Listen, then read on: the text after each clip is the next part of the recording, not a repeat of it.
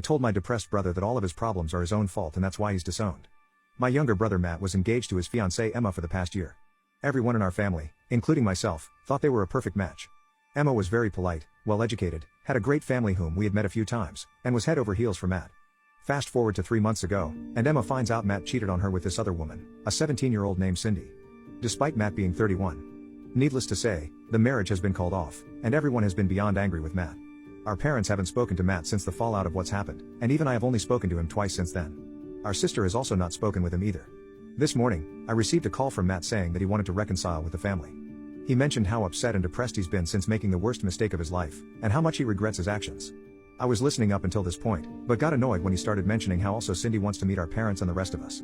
He told me that he left our parents a voicemail a few days ago, but they haven't responded, and that he feels isolated from our family. I point blank told him that he only had himself to blame for this and that he clearly didn't think what he did was a mistake since he was still with Cindy.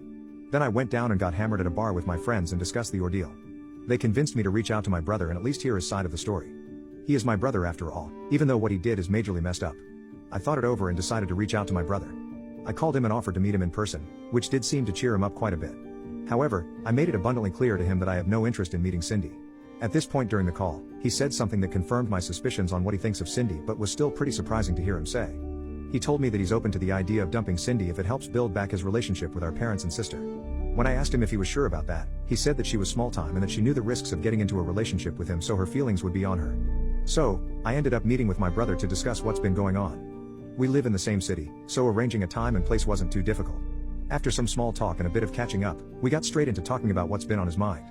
He reiterated how he made a major mistake and wants our parents' and sister's acceptance. He also said that it's way too late for him to try reaching out to Emma, and even if he did, she would never accept.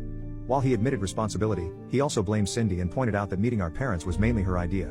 He mentioned how he didn't consider their relationship too serious and was annoyed that she kept pushing him to make things more official. He said that he had turned down requests from her for him to meet her family and friends and that, so far, she's only met a handful of his friends. After saying all this, he told me that none of it mattered anyway since he broke up with her since I last spoke with him. He said that he wants a fresh start and thinks Cindy will stifle that. He mentioned how she was crying and didn't want their relationship to end, but he remained firm. He mentioned how Cindy had been texting him, asking why he's being so mean to her and why he ended things abruptly. He texted her back some pretty awful things, including calling her the N-word. That did get her to stop trying to contact him. The conversation ended with Matt requesting that I help him build up his relationship with our parents and sister again. I didn't make any promises and only told him that I would do what I can. I'm willing to overlook everything, family above all. Besides, Cindy was legal, so even though it is a little iffy, it can be overlooked.